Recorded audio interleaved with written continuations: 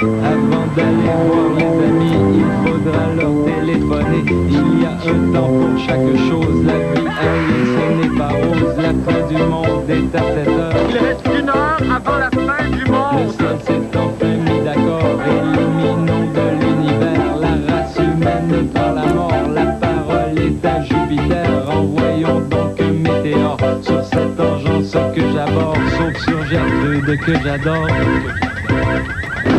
Mardillon!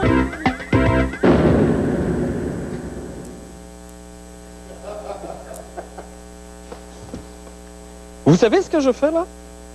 Ben c'est évident! Je cherche des environnementalistes.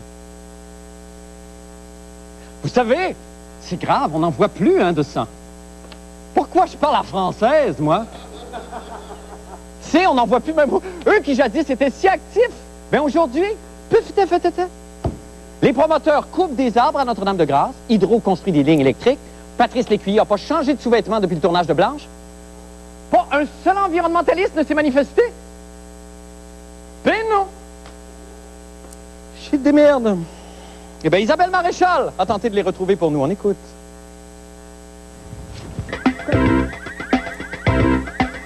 Bien, voici venu maintenant le temps de rejoindre Paul Aude et sa chronique des sports. Paul, bonsoir. Bonsoir, Marc. Il y a beaucoup de sujets sur la table ce soir, Paul. Je sais que vous vous intéressez particulièrement, Marc, à la série Détroit-Colorado. Ah, je comprends. Il y a un match ce soir. Qui se poursuit. La série s'est transportée au Joe Louis Arena à Détroit. Oui. Et l'entraîneur de l'Avalanche, Bob Hartley, a reproché à Scotty Bowman, encore une fois ce vieux rusé de Scotty Bowman, d'avoir employé une tactique qu'il connaissait bien. Il a fait, Scotty Bowman, il a demandé qu'on fasse repeindre la chambre des visiteurs, c'est-à-dire de l'Avalanche, avec une peinture très forte, qui a donc donné des nausées aux joueurs et des picotements aux joueurs de l'Avalanche avant de sauter sur la patinoire. C'est très bon. C'est pas la première fois qu'il faisait ça. Non, c'est pas la première fois que Scotty utilise ce genre de tactique pour déconcentrer l'adversaire.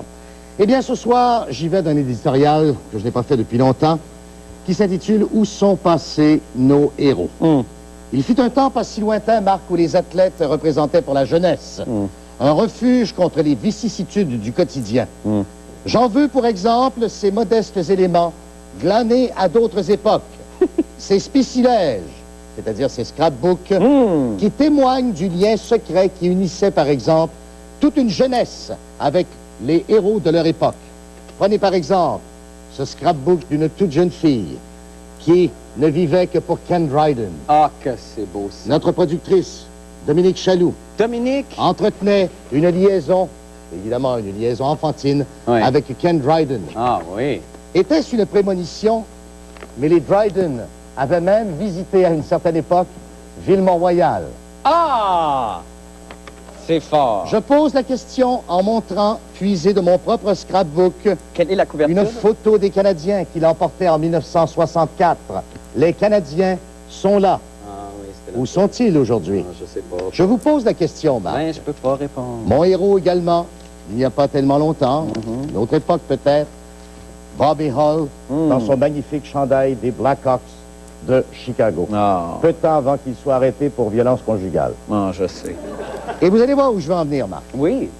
Aujourd'hui, dans l'actualité du sport, c'est presque une chronique judiciaire.